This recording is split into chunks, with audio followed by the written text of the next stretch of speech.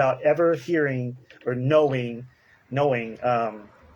salvation, or at least the opportunity of salvation, Right. that it was out there, that it existed. I don't think that's possible. If they didn't get it in Revelation, just like Romans chapter 1 and 2 talks about Revelation, I mean, you just look outside, it explains to you that there is a God that exists, but that's not enough.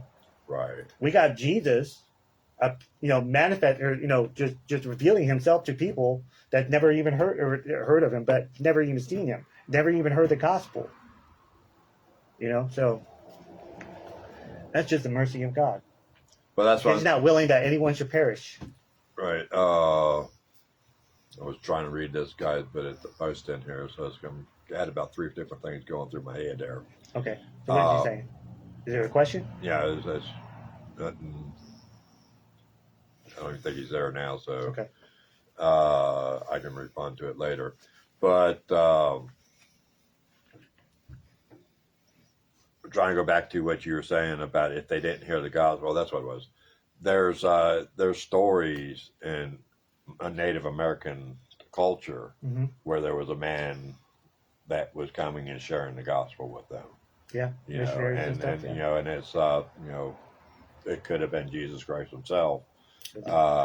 Entertaining angels unawares. Right. When I was one of the songs that I wrote here the other day, I used AI to kind of generate it and everything, but the concept was that those lost years of Jesus is called the Drifter, and from 13 to 30, what was Jesus doing?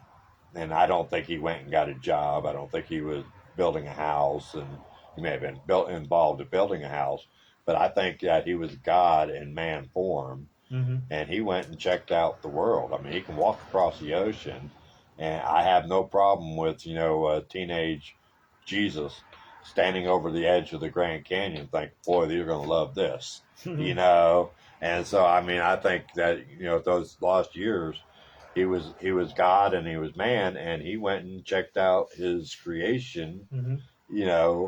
And as he wandered around, he shared the gospel with these people, even though he wasn't able to share the salvation message in the same way that he did with the Jews when he started his ministry.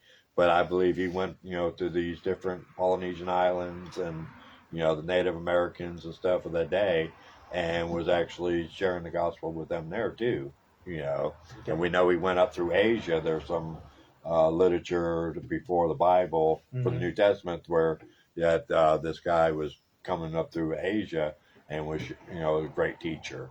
And so, I mean, I couldn't tell you where it's at or anything because I'm not a learned person like that, but I've heard people say that. Yeah. Sure. Right. And so, respected people, was it Wes Huff? You familiar with Wes Huff? Wes Huff, yeah. Yeah, absolutely. So I mean, it's people like that is what I'm talking about. These Sure. people are real knowledgeable about all that stuff. Yeah, he's a bona fide, scholar. Scholar, right. Mm-hmm. And so, I mean, I some of the stuff he's talking about, I wouldn't know anything about, but he explains it in such a way that, Sure. After you sit there and listen to him for about 20 minutes, you kind of feel like you're a scholar with him. Yeah. Like you can understand it. Right. Yeah. So, so I mean, I like watching him. There's a few other people I watch. There's another guy that I think he calls himself the Bible teacher, and I didn't really get into what he was saying, but he said he realized that some of the people that are watching his program have unalived themselves. That's the new word nowadays. Unlive? Yeah, because you're not allowed to use the S word.